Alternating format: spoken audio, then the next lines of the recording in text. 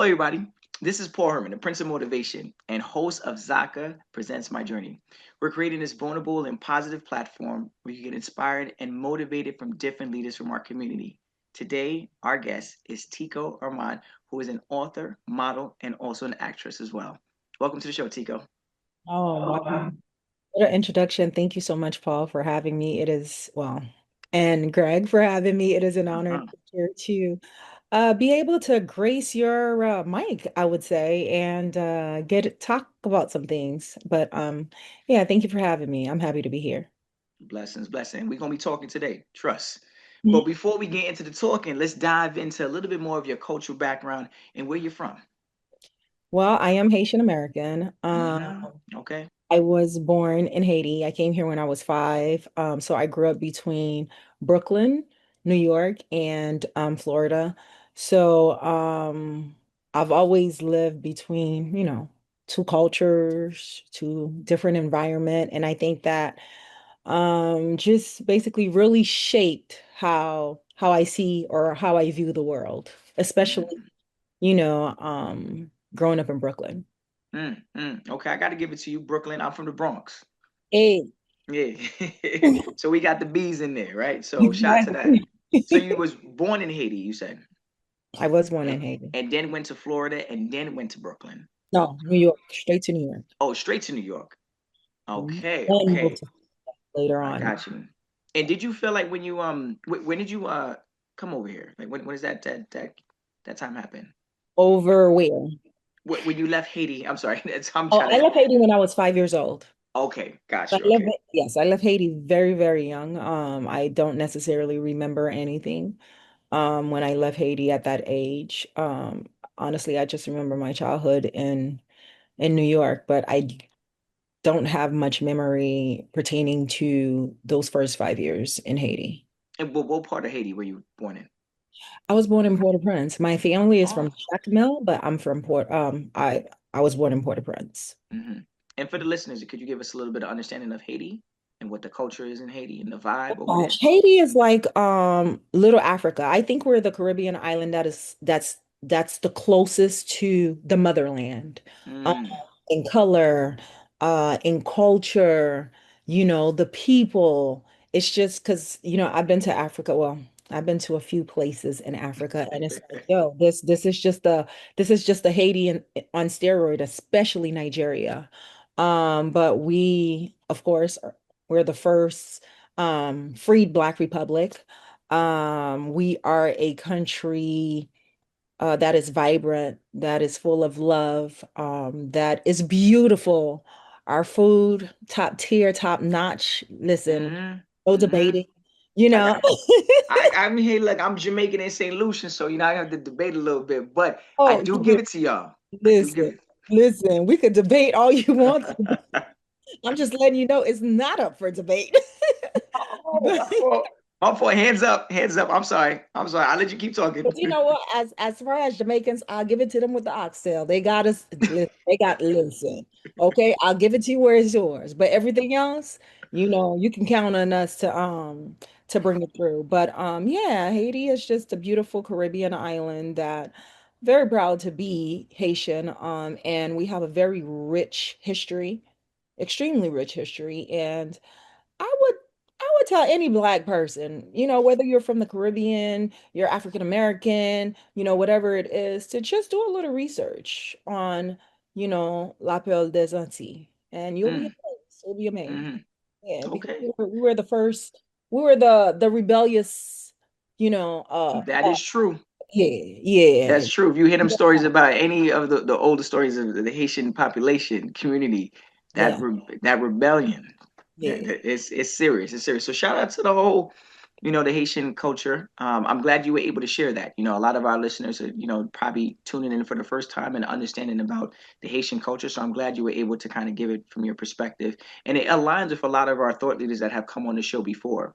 And it brings me to our next question. Like, what, talking about your upbringing, like in the household, how Mhm. was it growing up in an immigrant with an immigrant background, being, from Haiti, coming over here? Like, how did it kind of shape like some of uh, your lifestyle currently today? Wow. Honestly. as I said, I don't necessarily remember anything, you know, that happened to me between the age of 1 and 5. However, growing up in Brooklyn, New York, I know outside was foreign, but inside was Haiti. Okay, so Oh, good way of saying it. I give you that. yeah, so Haiti was still, within the household. Still spoke Creole, still Haitian food, still very much grounded within the Haitian culture. And I think that's one of the reasons too I am who I am today, due to the fact that that was grounded within me. It wasn't like, okay, you come to America and completely forget or abandon where it is that you came from. No, within the household, we were the traditional Haitian and we kept everything tradition. It was just on the outside that was foreign. And to be quite honest with you, even though I left Haiti at a very young age, coming to the United States, especially, New York City, it felt, Hmm. it was different. And Hmm. I didn't feel that I belonged, and it took quite a while to adapt to the culture, to the people, the language. Oh my God, it was so hard to speak English. Okay, I could not Hmm. fake anything outside being a Haitian. And this is around the time where it was like Haitian booty scratcher, Oh oh yeah, my God, I yeah, used to get beat yeah. up. Listen, That it was the line right there. Who even came up with that? Like, come on, let's be real. Like, wildness. Kids yeah, will be kids, it was a right? time. It Yeah, was a it time. was time. But it made me tough. It made me have tough skin. And then I will tell anyone, growing up in a Haitian household, you will have tough skin, just the way that you're brought up, right? Because the mentality of our parents is, as long as they put food on the table, there's a roof over your head, and you're going to school and church, they don't owe you anything else. You know what I mean? So growing up in a Haitian household gave us uh how would I say, a bulletproof mentality or spirit, right? Hmm. Where it was very hard to break us because we had already been broken. So Hmm. Hmm. it's like, when you're at your lowest low, all you can do is look up. I Yeah. think the majority of us growing up, that's what it was, right? So the dynamic was very different. It wasn't it was it was nothing like I could truly explain or put into words. But one thing I did realize at a very young age is, I'm a minority to the third power. I'm Black, I'm woman, I'm Haitian. So therefore I have to work 10 times harder, right? Hmm. For Hmm. Hmm. everything, absolutely Hmm. everything, even to, my African American counterpart, right? And so that is also my superpower, if that makes Hmm. sense. You know, I so get you. it changes how I see everything. You understand early on that opportunities just they're just all there aren't they aren't always handed to you. You know what I mean? And the risk that you do take comes Hmm. with heavier sacrifice, heavier consequences. And that responsibility, showed up sooner than later for me, unfortunately, in life. So for me, hard work was,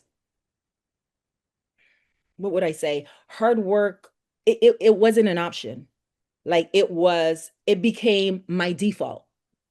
That's Okay. the best way to say it. Hard work Okay. became my default because, one, being an immigrant, and as I said, an immigrant to the third power, like Haitian women, we have to work 10 times as hard for Hmm. absolutely any and everything in life.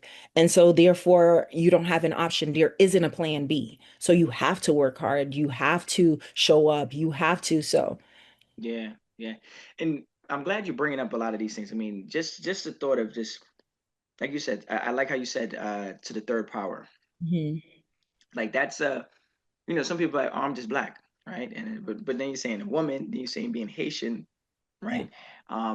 It's and then obviously if you were a Haitian growing up in Haiti, it'd be a lot different, You Absolutely. wouldn't feel like it would be to the third power as it Mhm. is over here. Like coming over here to America, learning the language, trying to fit in. There's a lot of times where you could probably lose yourself in there. So talk to me about a little bit of those unspoken pressures, like growing up as a child, as an immigrant, but also as a child of immigrants, right? Like how did that influence you? Wow. Um, so let me first say like my family dynamic was very different. When I came to the United States, uh my father brought us in. So I have an older sister. So it was me, her, my dad, right? My mom was still in Haiti. And my father ended up passing away. So of course we were still too young. Thank you. We were still too young to make a decision as far as who we wanted to live with. So Haiti had to make that decision on our behalf. So we lived with an aunt, right? And In New York. yeah, Okay. my father's sister. Mm. Um it I'm very grateful, but it wasn't ideal. I'm gonna say that. So there was a lot of pressure. Um Pressure and not wanting to let the family down, right? Even though my father was no longer, but I still have family in Haiti. I have my mother that's still in Haiti. And in a Haitian household, that's a big deal. You got to hold up to your name, right? And so that pressure, um, your success in the Haitian community is often seen as a reflection, you know, of your parents or of your guardian. So you carry that weight as well. And that's why there's so much pressure, that is put on you. Now, I think any child that's able to break free from that pressure, you're blessed.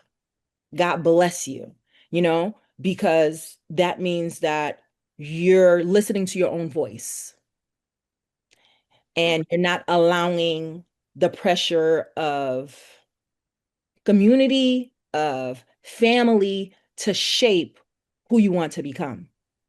And a lot of us don't find that voice until later on in life, right?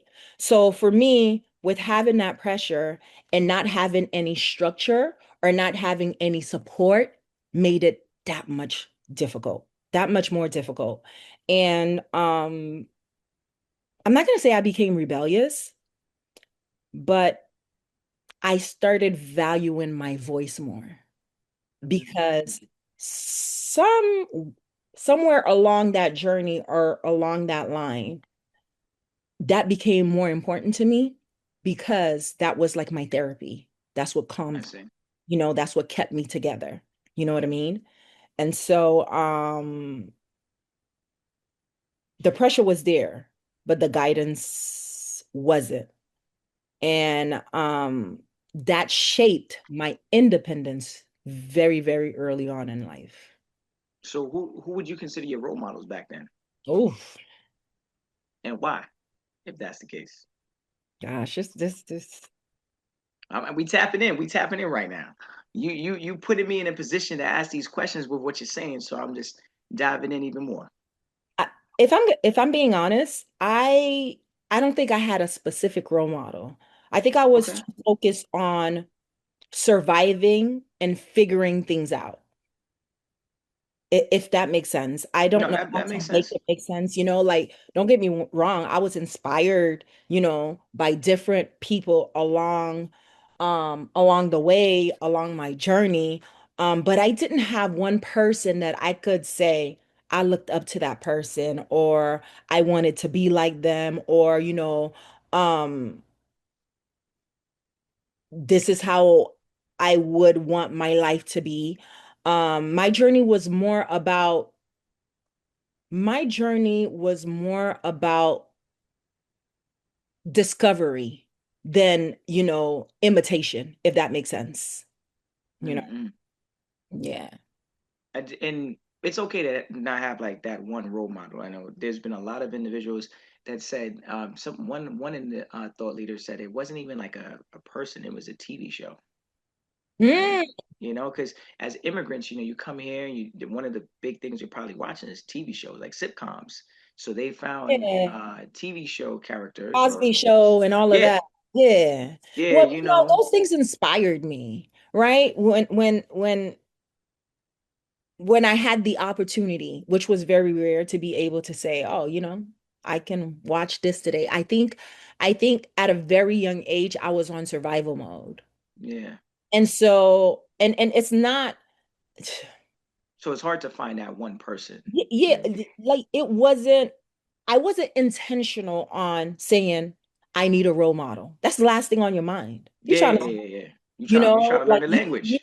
you have a deceased parent, you have another one that's in Haiti that you haven't spoken to in years. You're trying to figure out life out. Your situation is not ideal. Last thing I'm doing is saying, "Oh yeah, I want."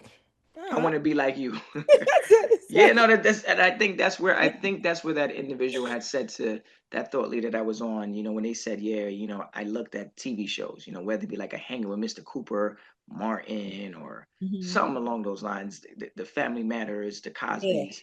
You then look at that and say, well, you know what? I don't have anyone around me because they're all struggling as well too, right? Mhm. They're all going through it, so it's hard to look at that person who's older than you in the household that potentially could be the role model who's just like going down, falling, like hurting, not even having their stuff together. And then you don't want to look at someone who doesn't look like you or speak the language like you. It's a little bit harder to kind of relate to them, right? So then I they mean, look online and they see something. So I don't knock you for that. I mean, I appreciate you being vulnerable and expressing. Like some people are, oh yeah, I found me a role model, no problem. But in like you theory, said, it sounds great. Don't get me wrong. In theory, it sounds great.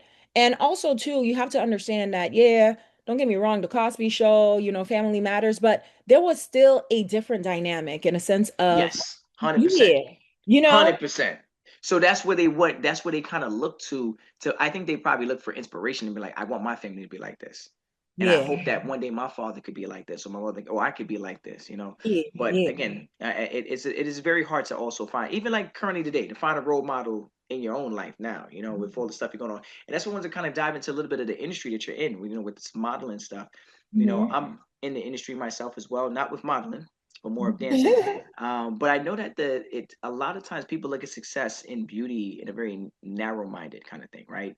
You know, how did you like in this modeling career? How did you like redefine your own worth when it comes to this kind of stuff? That's a real question. Tap tap.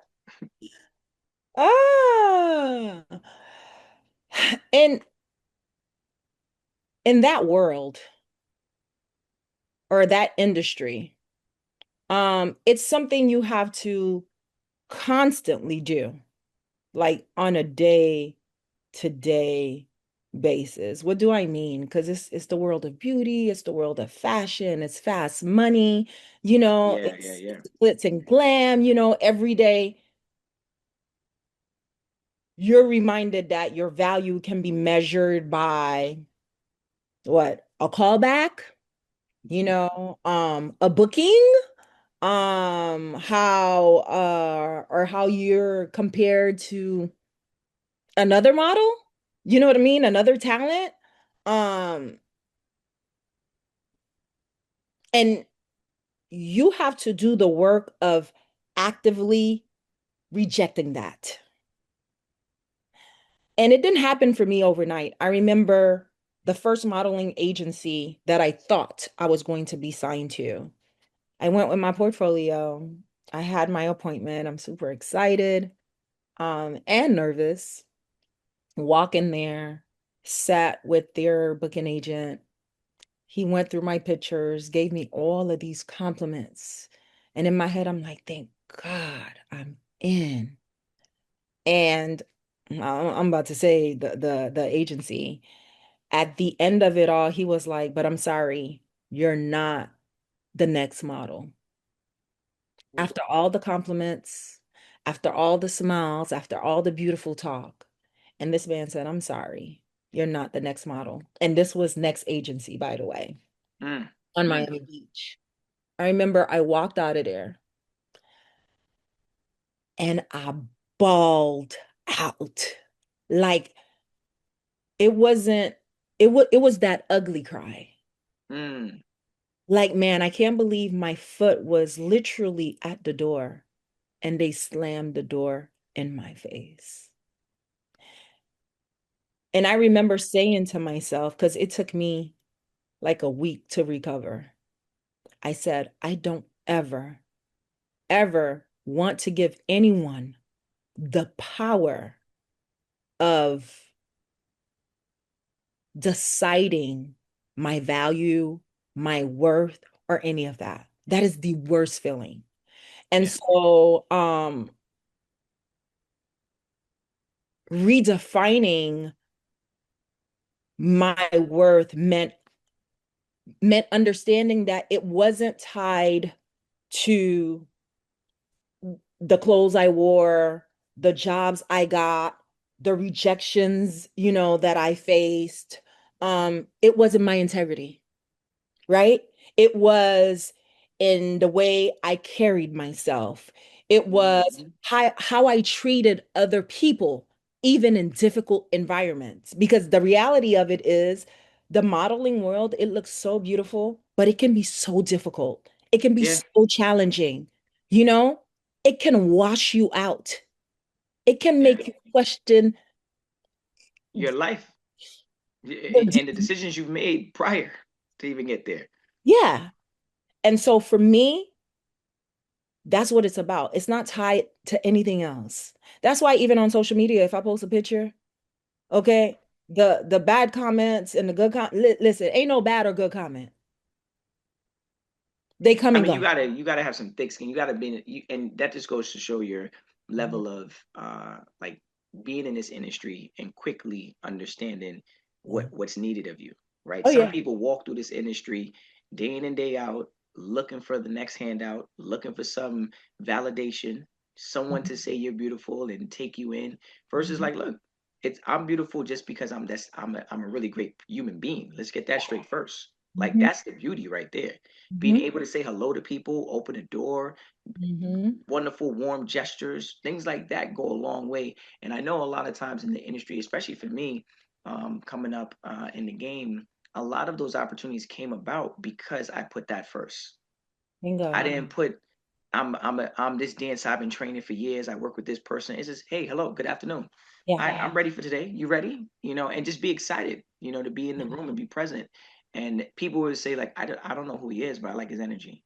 Yes. This is something that we're looking for. Versus the other individual who's just walking in there, you could just tell that they're looking for the opportunity. Got the bag, got the makeup, got the hair. Mhm, They're dressed to the T. mhm, And my management team at one point when I was on tour said the lines I never forget. They said, if I don't want to be in a hotel room with you on a tour for mhm. like 5 years or for a year on a tour, then I don't want you on this tour, right? It's not about could you get the steps. It's do I want to be around you?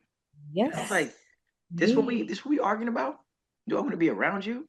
And it didn't register for me at first. I was like, Mhm, don't you want to be around the best dancers? And mhm. to them, they were like, they've been doing it longer than I was doing it, right? They were like, it's not about the steps at this point in time. It's can I be around you that long? Yes. Yes. And being on that tour, I think my brother and I, we sit on that tour for a very long time because we saw that as the thing that should be put first. You know what I'm Yeah. saying? So I'm glad you're saying that because some people need to hear what we just talked about and hopefully change their mindset on what they do. Listen, and sometimes too, it's meant turning down opportunities that does not align. And we're gonna You talk about can that. understand That that. was my next Yeah. question to you. You know, it's turning those down because even when I need the money, not Mhm. all money is good money. And Come some on. money will set you back, Hmm. will set your career back. True that. You Your know, it's reputation, everything. yeah. Stuff that you work so hard to get. You could Hmm. always find money. Your reputation, you can't just find. You just can't just be like, oh, my reputation is good today, right? No, it takes time. It builds up integrity and all these things that go around with your name. But money comes and goes, right? And that's brings me to my next question for you, which is, and you kind of hinted on it a little bit. Like some of these roles and some of these projects, especially being an actress, there's a lot of storytelling, right? And I know sometimes in movie world, right, the movie industry, they depict black women in a certain type of way. So Yeah. in that, how did you like kind of stay aligned and not jump ship? Because obviously you're trying to impact the larger community and not just your wallet. Right. Um, I had to learn that. I'm not going to try to sit here and be like, oh yeah, I started and I just knew not to take certain roles. No, that's something I had to grow into. Early on, I had roles that, challenged me as an actress. And I loved it, right? But I didn't always feel good about the message behind the role, that I was playing. True that. But it was like, yeah, I want to sharpen, those skills. I want to see, how good of an actress I can be. I want to challenge myself. And I realized that in our industry, especially in Black Hollywood, pain, struggles, like they're often overrepresented, right? And hell, even celebrated.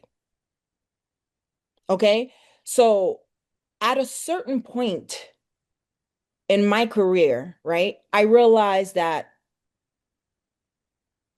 I had a responsibility Okay, I give you that. Yeah. and not just to my craft, but to the people watching, especially Mm. young girls. When it The comes to next beauty, generation. yeah, when it comes to, that line of work, like you got kids as young as 7, 8 years old that look up to me, Yeah. you know? And so, And they no, don't know that that's just the role. absolutely. They could be looking at it like, oh, this is what she wants to do. Hmm. So they Hmm. don't know what's real and what's fake because What's, they don't yep, have the ability to speak to you. exactly. you know and I think Exactly. that's a very hard thing sometimes because people are like, oh, I see they play this role all the time, Yeah. but then you're like, you don't have an opportunity to talk to them and ask them why, Yeah. right? You just say, okay, this one is always strung out. Every movie I see them and they strung out, and you're like, okay, but then you just fall in love with the fact that this person is getting booked and blessed, and you're like, maybe I need to be strung out on some roles. Let me start looking for those roles, and not understanding why they keep going for those roles. Hmm. So So I try to be very intentional. Try to be very intentional in the work that I say yes to. If a role doesn't align with my values or the impact I want to have, I walk away. yeah, Before it wasn't so easy to walk away because you're just trying to sharpen those skills. But once yeah, you have an understanding, once you have some skin in the game, you start to see things differently, and so you start to act differently, right? You start to be more intentional. yeah, And obviously sometimes that affects your income, right? Because it's like, damn, you turning down this role, you need this money, whatever. But I rather have peace of mind than a check, okay, that cost me my integrity. mm, I rather the peace of mind. Any yeah. day, anytime, come on. And you know what? It's crazy how life really works, right? When you come to America, right, as an immigrant, you're like, oh, fast paced, take everything. Every opportunity is an opportunity. Gotta go for it. Gotta hustle. Gotta make this money. And then you get to a place in time where you're like, I don't need to do that. Mm-mm. I was taught that, but Mm-mm. I don't need to do that. Mhm. And that just goes to show again that you wised up in the industry. Some people are in the industry 20, 30 years and still doing the same exact thing, right? And yes, of course, they might be getting paid and some checks coming in, but do they really feel like full, right? The minute we got on this conversation, like smiling from ear to ear over here when I'm looking at you, you're like, yeah, I'm good. I'm living my best, right? So I'm sitting here like, yes, of course, she's a model and yes, an actress and an author as well too. But you could tell like your peace of mind, you really do own it. Oh yeah. it's like there's no, it's not non-negotiable. Non-negotiable. Like Haitian food and Jamaican food we was talking about earlier. Exact. See, I like you. You know what I'm saying? You was like non-negotiable on that. Haitian hold it down. So I get you. It's non-negotiable. That peace of mind. And some people in the industry, and I'm glad we're having this conversation and we're talking into diving deeper into it because the younger individuals, the young next generation listening to this conversation is gonna say, you know what? I'm chasing a check, but should I be alternating that and chasing a peace of mind? And we're just speaking against those young adults, letting them know, like, look, at some point in time, that's way more important. Of course, like you said in the beginning, and I'm glad you were very open and vulnerable about it. You said I didn't start off like that. Yeah, no. You were just diving in. You were doing what you already thought you had to do. But then, like you said, once you got some stake in the game, and you Mhm. got to know when that is there. You can't be like, well, I don't think I'm ready. And you know, the imposter syndrome kicks in. You're like, I'm not ready. I'm not ready. I'm not ready. But you figured it out. And now, you picking and choosing. And on top of that, you writing books, children's books. So we talking about the next generation. And you went from like, I just want to inspire the next person under me, but you're going as far as children's books and pouring into Yeah. young girls. Like, what message do you want them to, get this next generation from the books that you're writing? Hmm. You know, as a young girl, I remember hearing things like, "You're so beautiful for a black girl." And that stuck with me. Stuck with me. And also too, growing up in books, I never saw myself. There was no representation. I give So you I that. got to a point where I wanted to look like Barbie. I wanted the, long silky hair, and I just wanted to look like them because they did a They were everywhere. damn good job. Yeah, boy. They They did a was damn everywhere. good job at drilling that in your head that that's what beauty is. Hmm. That's your coarse hair and your wide listen, your big lips, like that wasn't beauty. Yeah, yeah, yeah. It's crazy. But now you know what? Everybody wants that. Oh, listen. They They seen the got every doctor on in Miami and New York, Chicago, Atlanta. Even going to Brazil if you need to. Everybody want to get down. Yep. They seen the doctors in them. So in reference to children's books, how that started, before I was anything, I was a writer. That's how I escaped life. I love poetry. And so I used to do a lot of humanitarian work back home in Haiti. I have a love for the elderly and children. And I remember one of my last trips before Haiti got into the state that it's in now.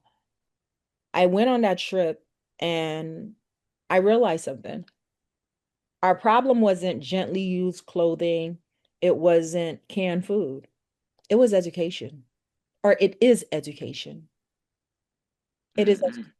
it boils down like every problem that we have boils down to education.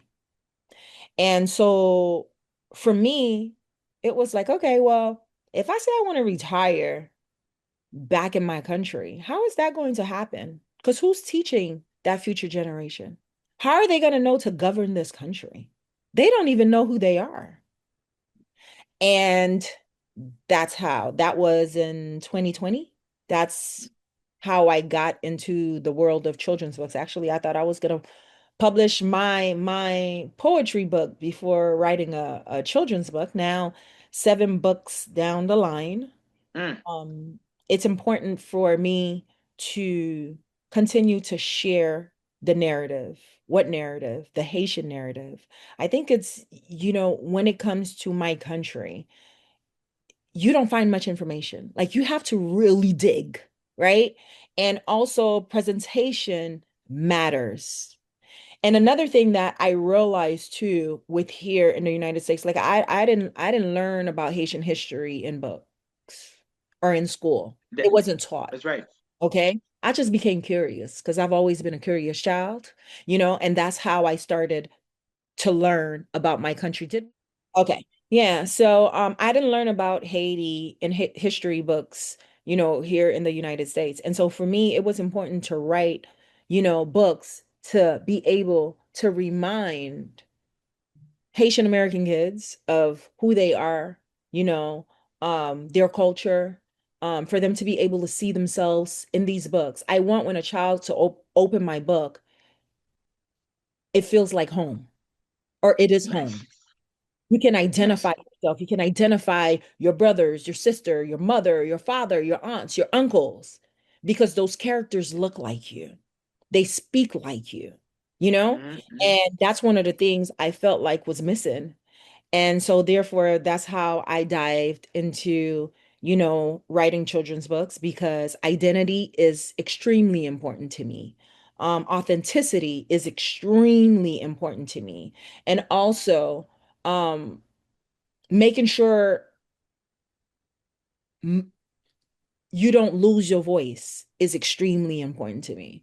So, writing children's books have helped me be able to navigate and tell those stories. And yeah, that's how I got into that world. That's, And you got a that couple. You said a couple books. You know what I'm saying? yes. That's a pretty honorable. You know what I'm saying? Like you said you thought it would probably be poetry, but then you get into children's books. But I think that, not saying that the poetry wouldn't have influenced people, but I think you met them right where they're at. You got a children's book, you went right to the younger generation and you said, look, I want you to see the representation that I did not see in this Hmm. book. And I think that's honorable, right? Because you could have chosen a different path. And it Yeah, also, you not only just being an author, you also have your own podcast as well, Rewind, yeah. right? Could you talk to us a little bit more about that? Wow. Oh, yeah. So rewind. Honestly, I think the most impactful conversations are the ones people don't always want to have, especially within the Haitian community. Like so many of those conversations are very taboo, right? Um, and I'm big on healing. I'm big on healing and not just healing, but healing from the root so you're not triggered. Yep, And nice. so having a podcast, I mean, although I'm just co-host, honestly, if I was just the only host, we'll probably be talking about healing 24/7 on here. You gotta talk about that inner healing right there. But being able to have a podcast where you're able to be heard, you're able to have those conversations, those uncomfortable conversations with an audience that some may be ready, some may not be ready, but just the fact that you're able to have a space or a safe space to hold those conversations, that means a lot to me. So, Rewind has been going on, for a couple of months now. I love the direction that we're taking. We interview not just entertainers, but honestly, from whatever walk of life, right? If you have an information to share or whatever it is, the podcast is there for that. It's about culture and it's about uplifting the culture as well. Mm. That's nice. It's nice. It's nice. It's always good to have, thought leaders on here that also have various different platforms to help promote the culture, whether it be books, whether it be social media, whether it be podcasts. So we're very honored to have individuals like you on that, get to share that with them and that they have another outlet to kind of like reference. Zaka is a wonderful I mean, platform. it's the same thing you're doing. Yeah, I know that's what I'm saying. Like it's good to know that people is like, oh, I'm on the Zaka platform listening to this podcast.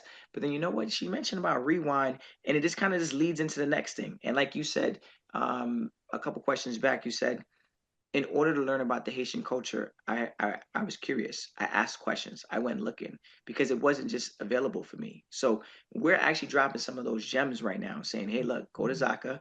Hey, go to Rewind, and start to hear a little bit more of these stories that potentially could help influence them and help them out on their journey." So I greatly appreciate you for showcasing that. And it's, again, Hmm. who would have known? Born in Port-au-Prince, moved at the age of 5, moved to New York, Brooklyn to be exact, right? Didn't even speak English, had to learn it. lived in a household that you were like a little confused about a little bit. Then you figured it out. Things happened. Then you went to modeling, actress. Then podcast, children's book. Like, who would have thought the young lady from Port-au-Prince would have been doing all of that? So always my hat. I got to tip it off to you right there because that's a lot, and that's a lot to do in a short period of time, right? I know we talking about our lives and Well, how old we are, but this is still a lot. You did a lot in a short period of time. So kudos to you. It just shows the resilience you you know have what? and how Someone, your eagerness to make it. Say again? yeah, someone once told me that the universe rewards audacity. And I have the audacity to dream. I'm about to say something that may throw some people off, but it's okay because I am known for that. I have the audacity of a mediocre white male because no one feels more entitled than a mediocre white male. And I had to adapt Mm, that mentality, right? Because I've been in rooms where I had imposter syndrome and I'm like, dang, I don't belong here. I can count how many Black people are in this room. And then I think, trust and believe. If you did not belong in this room, they would you not wouldn't. let you in this room. That's right. You wouldn't even be in the room. You would not be in a room. Yeah, and the universe put you there. Absolutely. Not your peers, not the person that you're looking at as like, oh, that's my supervisor or boss. The universe put you there. More importantly, you allowed the Yeah. universe to put you there because you actually follow through, and you are the one to bear that cross in that room. So yes, of course, you're going to be the only Black person, and you might feel a little awkward Yeah. and feel like you're out of place, but that is your cross to carry, and you're blessed to be in that room. Because our at one point we Indeed. were never even looked at to be in the room, let alone in the building. And that That. wasn't so long ago. We're not talking about millions of years ago, right? When you really do the math, when you really do the math, and some places still today have those issues that they're still working through and stuff like that. But not that long ago, we weren't even in the building. So shout out to that. You really came through. You're like, look, I get an opportunity to talk. My voice is going to be heard. Podcasts, books, TV, modeling. We rocking. We rocking. You have a lot of successful stories. And what are some of like the unseen challenges that you had to overcome? Because I mean, we're talking about a lot of the success podcasts, being an actress and a author of many books. But like, what is like one challenge that like you don't want that you always remember sticks with you? One of my biggest challenges whew, was learning to move forward alone. What do I mean by that? Mm, Sometimes out of fear, we try bringing people along with us, along for the journey because we're afraid of the unknown. We don't know what's going to happen. We don't believe in ourselves enough, right? So let me bring that friend. Let me bring that coworker. Let me bring that colleague, right? Even when they're not aligned with the journey. And I've done that so many times in life. And each and every one of those was a L for me, a mm, loss. And I'm not saying that partnership isn't great. I'm not saying we should not have partnership. Actually, I vouch for partnership. Okay, we go further together. All right. true. Um, what I do want to say is though, I had to learn that starting alone isn't failure. You know what I mean? It's often necessary. It's how you build something real before it expands. So there were so many great ideas that I had, and I brought someone along, and guess what? That great idea went down the drain because I brought someone that wasn't aligned. And so therefore it went down, listen, done, finish, move on to the next. And I even say this, I'm going to take it further so people can understand. Like even writing children's books, right? When I started that journey, I started it with a friend. Still my friend. We have a great friendship. It's just Mhm. business wise, we don't really, it's not really working. And I was afraid to take the leap by myself. And I'm like, oh my God, can I do this alone? Like, should I go alone? I'm afraid to go alone. Not that I can't write. I've been writing all my life. When I realized that it wasn't going to work, you know what I did? Before us having this partnership, I wrote a book. I wrote that book. I didn't get the book edited. Listen, it was just basically a rush. I did not give myself the time to process what I was doing because I knew I would talk myself out of it, out of fear, because this is something I'm about to do alone. Okay, yeah. And I got the book published while I was still in this partnership. And I look at this book today. I'm so Right. embarrassed by the book. Let me tell you what I realized within a week of that embarrassment, that was my permission slip to myself that I can do it alone. That Mm. doing it alone doesn't mean you're going to fail. Doing You might not have the same resources. it alone does not mean you're going to fail. Bingo. But let me tell you also what that did.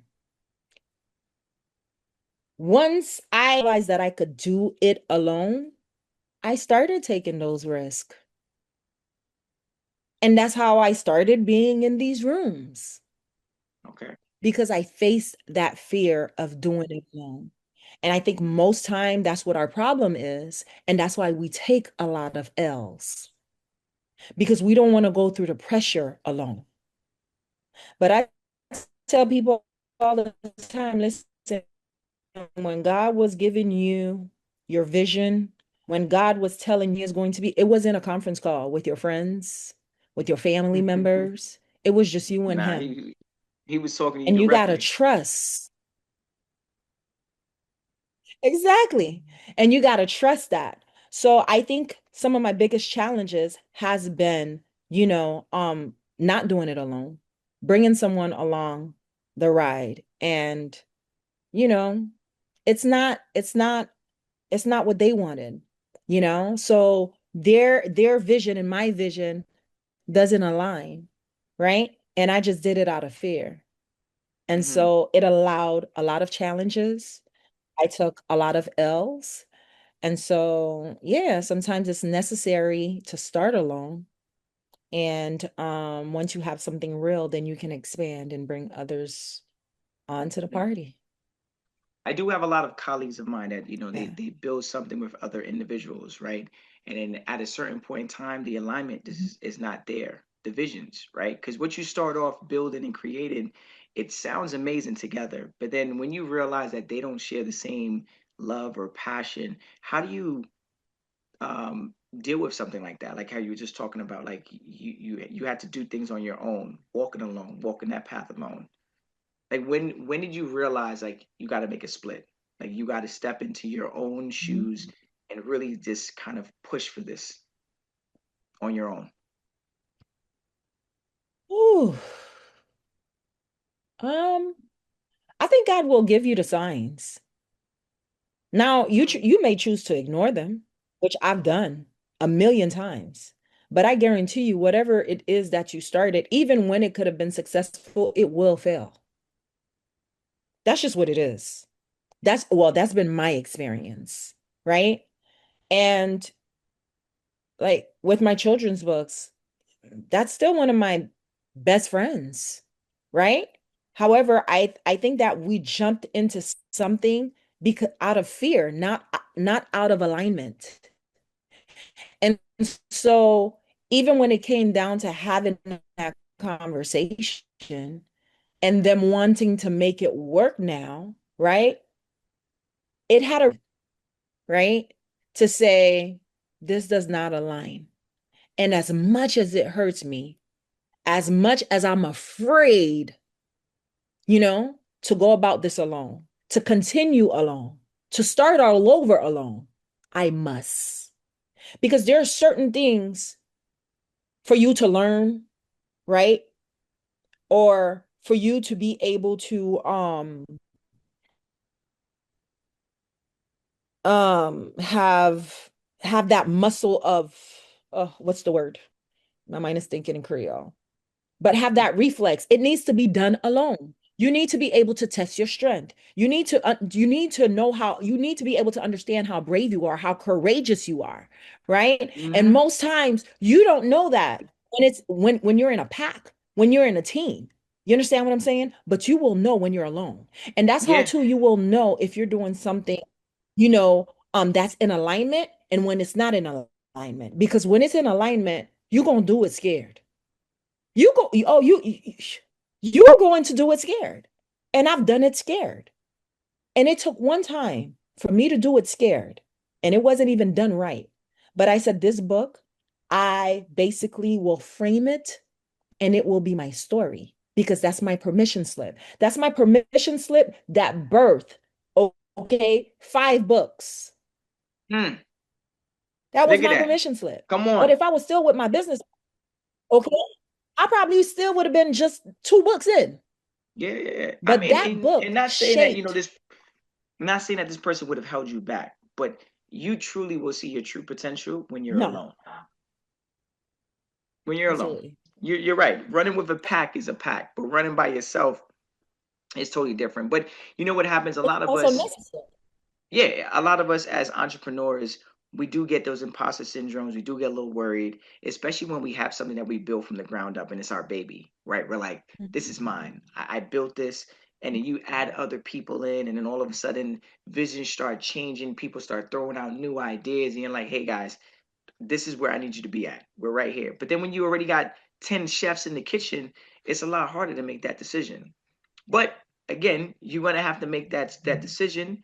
And then, like you said, you made that was your permission slip, right? And look at that, 5 books later. So, and you would have never thought you would have been able to achieve that by yourself. But it just goes to show you how strong you are, and a lot how your culture has kind of helped bring you up to be that person. And you just gotta have faith in that journey right there. I think that's Gotta have important. faith. And you know, and it's a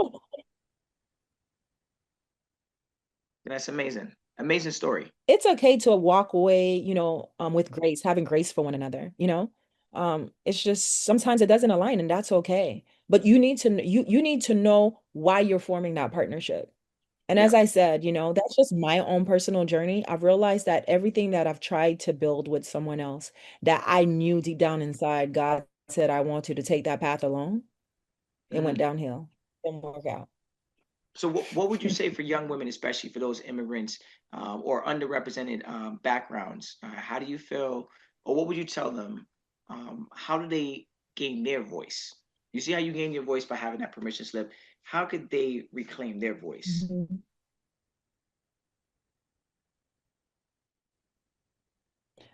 I think the first step is accepting your truth fully. Sometimes we're afraid. We're afraid to accept the truth. We're afraid to look at ourselves in the mirror because we're not ready for what it may say or what we may look like or at. Um, but it's good to sit in your truth, regardless of how uncomfortable that truth may feel. Um, and then making a commitment, making a commitment to yourself that once you find your voice again, you you protect it at all costs. Because for me, that's what has protected me throughout the modeling industry. Staying true to self. Because peer pressure, ooh, Mm, don't get me all the started. girls are going to the club, the Don't get me started. rappers, after you done finish the video, wrapped up. And then they're like, yeah, we going to the club. We're going to do this. We're going to do that. And then you're like, dang, I want to be a part of the cool kids. I Everybody want to does. go party. I want, so it's standing in your truth, whatever that truth is, and owning it. Because that's how you start to find your voice. Yeah. And that's how you start to reclaim what's yours, right? By not hiding. This is who I am. Take it or leave it. And I've always been that type of a person. Like I yeah, let me stand in my truth. Regardless Mm-hmm. how ugly it is, how broken it may seem, let me stand in my truth because I know that that foundation is solid, regardless of how the story may look. And that to me is of utmost importance. And then when you do find your voice, you hold on to it at all costs. You protect it at all costs. Mm-hmm. But how do So you how do that's you what I would say. balance how do I'm you a big balance your I'm loving how you're breaking that down. It brings me to that next question. Like, how did you balance personally your like, that external validation, but then also having that internal self-awareness and Mhm, personal growth? Because you're talking about like going to the club, mhm, that's like that. You want that validation. You want to be like, well, I'm down with the cool kids, but then at the same time, you're like, no, this is my own personal growth. This is my permission slip. Like you had to it's like it seems like there's like two hats being worn at the same time, and mind you, it's like you're just trying to find your way. mhm. Um, by making sure my voice is the loudest in my head. I don't Good even know point. how to really explain that, but my voice overshadows every other voice. And I had That's to nice. master that because the reality of it is there is peer pressure. You want to be with the cool kids. You want to show that you're cool. You want to be accepted. You want to have friends. But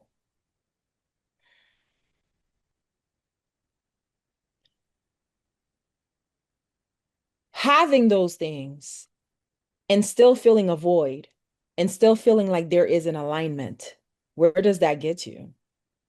Nowhere. It gets you nowhere, you know? It's so crazy because I grew up in church and once like I I left church for like a good while, right? And finding myself and doing my own thing or whatnot. And most people in church thought like, oh, now she's wild, she's this, she's that. And the reality of it is, um, I don't know, I've always been like a grounded spirit. Like those things like was just of never of interest to me. Not that I've Mm-hmm. never walked to a club, absolutely, right? But that just does not define me. I'm not one of those. It's like, okay, I'm thinking about, okay, what we wearing Friday night, Saturday night, Sunday night to the club. Yeah. No, it's You never probably been my think about how we mindset. buy in the And club. I'm grateful for that, right? I'm grateful for that because exactly. I'm grateful for that because I truly believe that, you don't choose God, God chooses you. And God chose me long time ago. And so for me, even through the bad was also for my good, Yeah. right? And so I've been able to just be intentional about what I allow in, what goes Mm-hmm. out. Like I'm one of those friends, my friends be like, "Girl, you don't listen to the radio." I'm like, "Girl, I got to filter what I listen to." And sometimes No, they're you're like, right. "Gosh, sometimes you're just too serious. You don't." I said, "Listen, I remember there was one song by Beyonce that came out, and I was like, I don't really care for this song. It ain't that good." Listen, after the radio station that played it for 2 weeks, that was one of my favorite songs. They know how to drill it into your head. Yeah, yeah, yeah, yeah, yeah, yeah. You're right. Marketing. You're right. You're right. So you have to be intentional. Intentional about what you listen to, intentional with the friends that you have, intentional places that you go. You have to, especially if you're trying to build something out of nothing, Mm. especially being an immigrant, being a Hmm. Haitian. They don't want you here. This is not my country. And the Don't world get me ain't wrong. I'm safe. happy to be able, listen, to be able to be here and the many opportunities that I have. Yes, indeed. But any day now, they could be like, okay, it's time for you to go home. A If hundred. I enter your house right now and you ready to go to sleep and you kicking me out, what? I gotta get out. Yeah. So it's Yeah. like, Yeah. are we Yeah. making a bed? Because one day you're gonna have to lay in it. You I bringing don't out know. some My serious stuff mentality right is there. just yeah, my mentality is just a little different.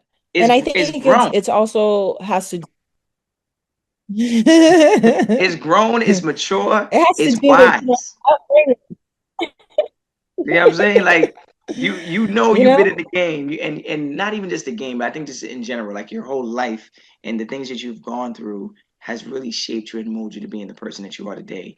And again, if it wasn't for those experiences, you wouldn't be the person you are, right? You wouldn't be able to speak the way you're speaking right now. And I feel like that is very important for young Black women with Haitian descent or just African American descent to hear how you're speaking. You speak with so much confidence and intention, right? That some people are like, I don't even know if I speak like that.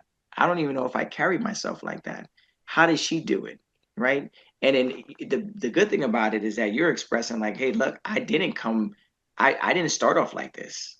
Like it started off like this.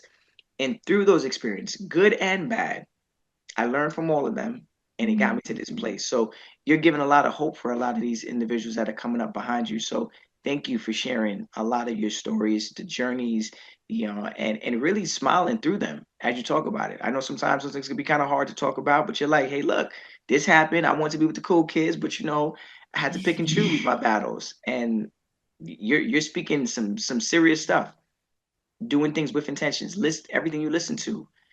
Just the story of the Beyonce thing. Like I you open my eyes to that because it makes me think about that too. Like it's just the radio. It was one song, and you were like, yeah, whatever. It's Mhm. just a song. 2 weeks later, you know every word. You know where Mhm. the music drops in, and you know when they're gonna play the song. Possibly, you could be probably at karaoke that same night and ready to perform it. But that's what they do to us, right? So I'm glad you're bringing it down, and it brings me to my last question for you. Is Yeah. like you definitely have this legacy that you're creating and developing and stuff like that. What do you want young women to think about you, young girls to think about you, in this legacy that you're developing? Like, how do you want them to feel or walk away from all the work that you're doing, and kind of like, what do you want them to walk away with? Okay, well, so first and foremost, for me, legacy is about um it's about impact, right? That lives long after you're gone. I want young girls and and women to something I might have said, something I created, or something I stood for. If they can recognize their own greatness through my work, then I've done what I was meant to do. You know? Like like if you're just like me, then that means that I didn't do the work. You need to be greater than me. You need to be greater than me. Because when I meet people, I want to leave them better than how I found them, right? And so for me, if they can recognize their own greatness through my work, then yeah, I've done my job. That I want these young women, little girls to see themselves differently because of the way that I move, because of something that I said. because of something that I created. And yeah, that's what legacy is. It's not about how much money you got in your account, how big your house is, how many cars you have. No, it's when you're gone and people are able to recognize the greatness of you through the younger generation. And so, Well, yeah. Tico, I just want to say thank you, thank you, thank you from the bottom of my heart, and also from the Zaka community for being on our podcast today and really just opening up, being vulnerable, and sharing all these stories and also these messages, right? These gems that people could walk away with, right? I know that you spoke heavily on the Haitian culture, bringing it to light because I know it's been several times throughout the course of history where the Haitian culture was not looked at in a good way, right? I think that you definitely put a spin on the entertainment business. You make it fun and entertaining. I know that there is some hardships and obviously people could get lost in the sauce, but I think the quicker you find yourself as an individual, the quicker you could then find that joy and that smile that you do share on this podcast. So thank you so much for just being present and just kind of just again just opening up to our community. Yes. Thank you. Thank you for having me. I appreciate this platform. I appreciate the initiative. I love what it is that you guys are doing, Cutting up. doing it because your voice, your voice, your that now I honor growth, and who wouldn't want to be a part of that? Come on, come on, Zaka. Let's get it. And we're going to rewind as well, too. So I want to let the listeners know if you want to hear more inspirational stories like Tico, please check us out on ZakaConnect.com. Follow us on our social at Zaka Connect and follow our feed Zaka wherever you listen to your podcasts.